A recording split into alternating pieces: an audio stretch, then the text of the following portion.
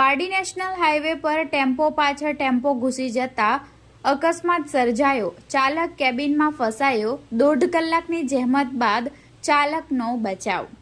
તારીખ 24 ઓગસ્ટ રવિવારના મોડી રાત્રે 12:30 વાગ્યાની આસપાસ બનેલી ઘટના મુજબ પારડી નેશનલ હાઈવે નંબર 48 ઉપર પ્રજાપતિ હોલ સામે બ્રિજ પર પડેલા વિશાળ ખાડાને લઈ એક ગંભીર અકસ્માત સર્જાયો હતો।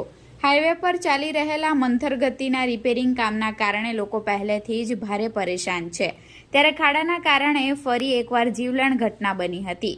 વાપી તરફ જતો એક ટેમ્પો નંબર MH48CB 3749 નો ચાલક બ્રિજ પર ડાયવર્ઝન નજરે ન પડતા તેણે અચાનક ઇમરજન્સી બ્રેક મારી હતી, ત્યારે પાછળથી આવી રહેલો બીજો ટેમ્પો નંબર MH04MH 3817 ના ચાલકે કાબુ ગુમાવીને ધડાકાભેર પ્રથમ ટેમ્પો પાછળ ઘૂસી ગયો હતો। ધડાકો એટલો ભયાનક હતો કે પાછળના ટેમ્પાનો ચાલક કેબિનમાં ફસાઈ ગયો હતો। અકસ્માતની જાણ થતાં જ આજુબાજુના લોકો દોડી આવ્યા હતા અને પારડી પોલીસ 108 એમ્બ્યુલન્સ તેમજ પારડી ફાયર વિભાગને સ્થળ પર બોલાવ્યા હતા અને ક્રેનની મદદે ફસાયેલા ચાલકને સ્થાનિકોએ બહાર કાઢવાની મથામણ હાથ ધરી હતી। પ્રાથમિક પ્રયાસો નિષ્ફળ ગયા બાદ વલસાડ ફાયર વિભાગની ઇમરજન્સી વ્હીકલને બોલાવવામાં આવી હતી। આખરે 1.5 કલાકની અવિરત મહેનત બાદ ફસાયેલા ચાલકનો સફળ બચાવ કાર્ય થયું અને તેને 108 મારફતે સારવાર માટે સિવિલ ખસેડાયો હતો। ઓવરબ્રિજ ઉપર સિમેન્ટ કોન્ક્રીટનું કામ ચાલુ છે। ડાયવર્ઝન આપેલા છે। ડાયવર્ઝનના લીધે અહીંયા કોઈ હાઈવેની ઓથોરિટીએ એવા કંઈ બેરિકેડ લગાવ્યા નથી કે રાત્રે કોઈ લાઇટ જે સિગ્નલ લાઇટ જે પડવી જોઈએ અને ડ્રાઈવરને ખ્યાલ આવવો જોઈએ એ આવ્યો નથી, જેના લીધે જે અકસ્માત છે તેમાં વાહનો ચાલતા હતા એમાં પાછળથી વાહન બીજું અથડાઈ ગયું અને એની ચેસીસ એકબીજા જોડે જોઈન્ટ થઈ ગઈ। એના લીધે જે ડ્રાઈવર છે અત્યારે બચાવ કામગીરી ચાલુ છે અત્યારે સ્થળ ઉપર અત્યારે પોલીસની ટીમો આવી ગઈ છે ક્યારની।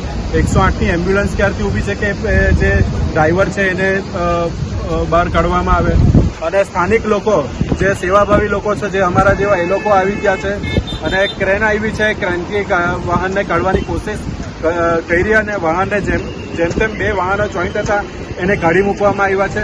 હજુ પણ જે ડ્રાઈવર છે અંદર ફસાયેલો છે અને ડ્રાઈવરને કાઢવાની પૂરેપૂરી કોશિશ ફાયર ટીમ દ્વારા કરવામાં આવી રહી છે અને આ જે હાઈવેનું જે કામ ચાલે છે આજે મહિનાઓથી નગરમાં પારડી શહેરની અંદર ખૂબ જ ત્રાસદાયક જે ડાયવર્ઝન આપવામાં આવ્યો છે, ડાયવર્ઝન જેવું આપવામાં આવ્યું જ નથી, વાહનો જ સર્વિસ રોડ ઉપરથી જાય છે, એના માટેની કોઈ ફેસિલિટી આપવામાં આવી નથી, કંઈ આપવામાં આવ્યું મળે, જેથી આજે નગરજનો છે ખૂબ જ પરેશાન થઈ ગયા છે। હવે વારે ઘડીએ આ જ જગ્યા ઉપર 1-2 મહિના પહેલા એક અકસ્માતમાં પોતાનો જીવ ગુમાવ્યો, વ્યક્તિએ જીવ ગુમાવ્યો છે। અત્યારે કેટલા કલાકોથી આ રેસ્ક્યુ ચાલુ છે? લગભગ 1.5 કલાક જેવો થઈ ગયો છે। 1.5 કલાકથી આ પરિસ્થિતિ ચાલુ છે એટલે ખૂબ જ મહેનત કરી રહ્યા છે। ડ્રાઈવરનો પગ ફસી ગયો છે અંદર।